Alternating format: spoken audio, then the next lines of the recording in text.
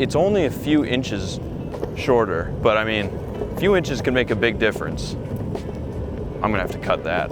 Hey everybody, I'm Ethan, and this is the enSkate R2. It's an electric longboard that, as of recording this video, costs $379 US. This is the first electric skateboard we've tested that costs less than $400, and if it can deliver, it might be a fantastic budget option if you want an electric skateboard but you don't have a lot to spend. So does the quality of this board match the surprisingly cheap price? We're gonna find out next on Now Let's Review. All right, so here we are with the enSkate R2, and like I said in the intro, this is a budget board. You might be thinking because of that this is gonna be kind of a crappy, low-end, cheap feeling, cheap quality skateboard, and that's actually not the case. Let's see what we can get for a top speed with this board.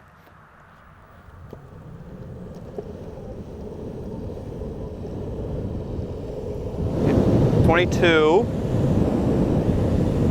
21, all right, so I saw 22. The claimed is 23. That's close enough, honestly. I feel like in the right circumstances, I could probably hit 23. One of the first things, however, that I need to talk about is the fact that this is small. It is a small board, and what do I mean? Here is the WOWGO 2S Pro that I've reviewed before, and this is what I would consider to be an average-sized, pretty typical electric longboard. The part of the deck that you can kind of comfortably place your feet on starts right about here, goes along, but on the enSkate R2, it ends right about here, and you've got at least 3 inches more space on the WOWGO 2S Pro, which is, again, I would say a typical electric longboard size, than you do on this. So what is this gonna mean? It's gonna mean that if you're a taller rider, this board might not be your best option, because if you're taller, you're gonna wanna have a wider stance. The wheels are 90 millimeters. It's a pretty typical size for electric longboards. The trucks on this board are, I think, just in-house made, but they work perfectly fine. Now, just quickly, in case you don't know, the trucks are these kind of, if you look at them this way, these T-shaped things. Basically, the axle is part of the truck, and they basically just connect the deck of the board to the axle, and they allow you to turn. You can see in here, you've got bushings in here, and when you lean on the deck and make the deck go side to side, this basically transfers that lean into the wheels turning. The turning is really, really nice with this board. This is the kind of smooth turning I would expect with a much more expensive board. Wow, the turning radius is really good on this. Like, I can turn super tight on this, tighter than I think any other electric longboard I've tested so far. Very, very tight circles on this one. The only thing I'll say is this, and I think it's just because of the size of the board, is that it feels a little twitchier. Since the board is shorter, the wheels are closer together, the wheelbase is shorter. I don't know, it feels less stable when you're going faster. And that's to be expected with something with a shorter wheelbase. It feels more like a skateboard than it does like a longboard. It's only a few inches shorter, but I mean, a few inches can make a big difference. I'm gonna have to cut that. At lower speeds, it's so nice to turn, honestly. This has a 36 volt, 144 watt hour battery that gives it a claimed range of 10 to 12 miles. I'll talk about the actual tested range in a little bit, but claimed range of 10 to 12 miles is on the lower side for electric longboards. But again, this is cheaper than all the other ones we've tested. This is by far the cheapest board that we've tested. So it has a 450 watt motor on each of the back wheels. A lot of the other boards we've tested are around that. Some of them have higher motor powers, but again, budget option. So it's a pretty good motor power for the cost. I'm just gonna mash it, just see what the full throttle is like. Okay. And then it dies down. That's interesting to me. Okay, so the board has like a lot right off the bat. Like, as soon as you hit the throttle, it goes forward quite a bit for like half a second. And then after that, it just kind of dies down. Doesn't really have a lot of pull. And then once you're moving, so like I'm going 30 kilometers an hour right now. Once I'm moving, if I give it full throttle, there's no like jump right at the beginning anymore. It's just like a slow ramp. So I think it has a bunch just from a dead stop, but then right after that, it's not that much, honestly. Yeah, the acceleration is, it's kind of a letdown, because I feel like the motors have the power, they have the capability to deliver good acceleration, but it's just been tuned to only give that acceleration right at the beginning. Now, one of the reasons for this is because this has an enSkate brand ESC. What is an ESC? That's the electronic speed controller. And essentially, a good ESC from a brand like Hobbywing is going to be extremely smooth. The throttle response is going to be super gentle, really, really instant. And a cheaper ESC like this one, the enSkate brand ESC, is not going to be as smooth. You're going to have a jumpier throttle response. It's not going to be as linear, and overall the riding feel isn't as smooth and controllable. Okay, so to demonstrate how jumpy the R2 ESC is, I'm going to put this very, very full glass of water on the board, and I'm going to just accelerate as smoothly as possible and see if it spills or not. And I have a feeling it will, just because it's very jumpy. All right, accelerating very smoothly. Yep, there it goes. Okay, yeah, so it just spilled, and that was as smooth as I could get it. So for a comparison, I'm going to use this WOWGO 2S Pro. We've reviewed it before. This does have a Hobbywing ESC, so I know it's very smooth. I know it can creep forward. So I'll fill it right up to the top again and show you just how smooth this one is in comparison. Trying to accelerate. All right, so there it goes, creeping forward. All right, it spilled a little bit, but I think that was honestly just because it hit some gravel in the driveway. This is a pretty rough surface at the moment, but I mean, you can see right from the beginning though that it can just slowly creep forward instead of jumping forward like the R2 does. I'm going really fast right now, and I'm just gonna go full brakes, which is a really dangerous game, but ready? Full brakes.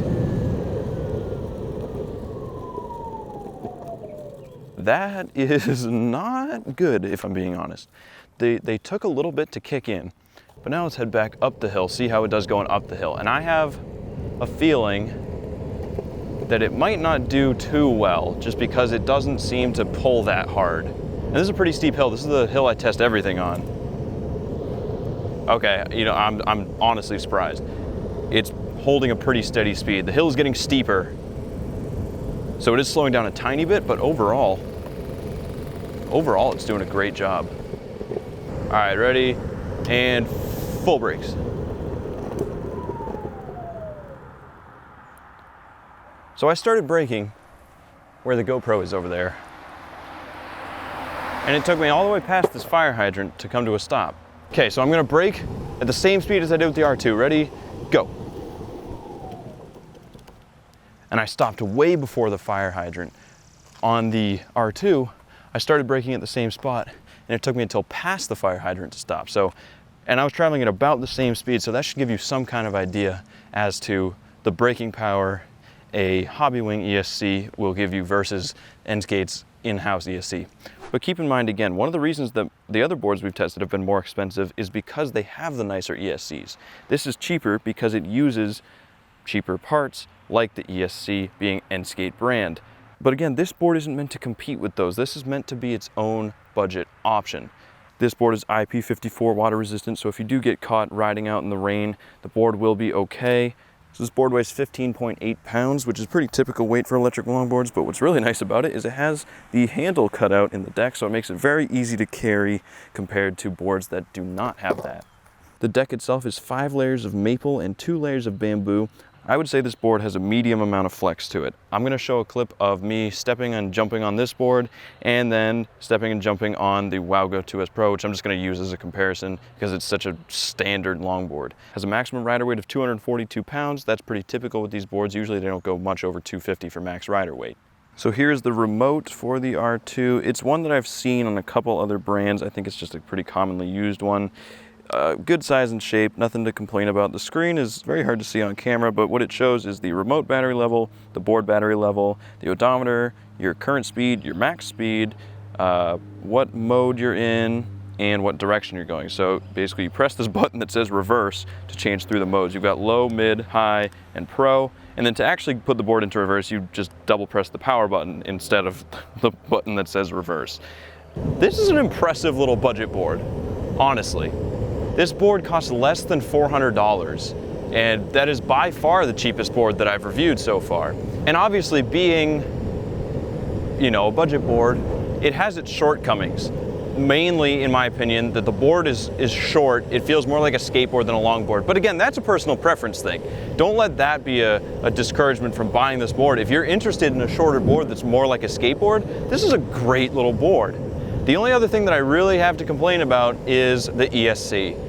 You know, the acceleration isn't that smooth or that powerful, and I think that's just the way they programmed it. But then the braking is just really bad compared to other electric longboards I've ridden. Compared to a board with no brakes, this is amazing. It slows down by itself. You don't have to jump off. So these are just things I'm gonna point out because it's important that the board actually really stops.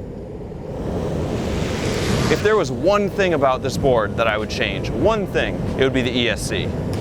Overall, I would say that the enSkate R2 is, in fact, a fantastic budget option if you're looking for an electric longboard and you don't have a lot to spend. The claimed range of 10 to 12.5 miles is accurate because when I tested this, I got 11.5 miles out of it before the battery completely died. And I was also riding pretty aggressively using almost all full throttle and going up and down a lot of hills, so I think you could actually get 12.5 miles out of it, if not a little more if you ride conservatively. And again, the 2 points I just want to drive home more than anything else are the fact that this is a smaller board than your typical longboard, and the fact that the ESC isn't perfectly smooth like a name brand ESC would be, such as Hobbywing. The ESC of this board still is fine, the board accelerates perfectly well, and brakes, although the brakes are a little bit weaker than I would like them to be. However, this still works perfectly. Overall, I would say this board's current price tag of $379 is a fair deal for what you get. This little board actually delivers quite a bit, and I'm very impressed with it. If you do want more range and more power, you're going to be looking at boards that cost more money, which is the case with everything: boards, scooters, bikes, so on. Now, if you get your hands on one of these boards, or any electric longboard for that matter, I highly recommend you wear a helmet, especially one from our friends at Lumos. This is the Lumos Matrix, has an integrated headlight and a screen in the back. It also has directionals that you can signal where you're going with. Really, really awesome looking helmet. It also works really well too. Has MIPS, which is this inner plastic liner. It's an added safety measure. Cannot stress enough to you guys how much we at Now Let's Review and Now You Know love these helmets. We fight over them all the time when we're going out on bike rides because we each want to be wearing one of these awesome helmets. So if you want to get one of these amazing helmets for yourself, head on over to lumoshelmet.co and use code NOWYOUKNOWLUMOS. Alright, well that about wraps it up for this review of the enSkate R2 electric longboard. If you found this video helpful and informative, do us a favor and leave us a like. It helps the channel out a lot. Also, leave a comment, tell me what you think about this board and if you think it's worth it for the money. Also, subscribe if you're interested in reviews of electric skateboards, electric bikes, electric scooters. And again, as I keep saying, we're gonna do electric cars and motorcycles coming up, so just stay tuned for that. Thank you guys so much for watching. We'll see you next time. Now let's review.